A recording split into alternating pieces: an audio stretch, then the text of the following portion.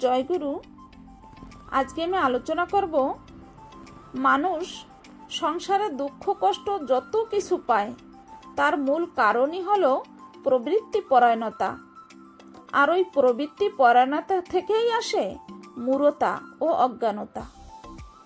পথ না জানা থাকলে যেমন অপরিচিত স্থানে চলতে গেলে পথভ্রষ্ট হওয়া সম্ভব, তেমনি সংসার পথে চলতে গেলে চলার পথ সম্বন্ধে সম্যক জানা না থাকলে পদে পদে বাধা বিপত্তির সম্মুখীন হতেই হয় এবং বিপদ সাগরে পড়ে হাবুডুবু খাওয়া লাগেই। অতএব জ্ঞানের পরিধি বাড়াতে না পারলে জীবন চলার সার্থকতা লাভ করা যায় না। জ্ঞান বুদ্ধির বিকাশ সম্বন্ধে বিদ্যালয় কলেজের শিক্ষাকেই আমরা মুখ্য বলে ধরে নিয়েছি। মানুষের বুদ্ধিকে কি করে তীক্ষ্ণ করা যায়, শক্তিশালী করা যায়, সে সম্বন্ধে আমাদের তেমন কোনো অনুশীলনের পান্থা জানা নাই।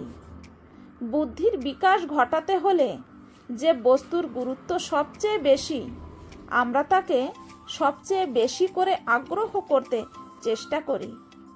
জয়গুরু।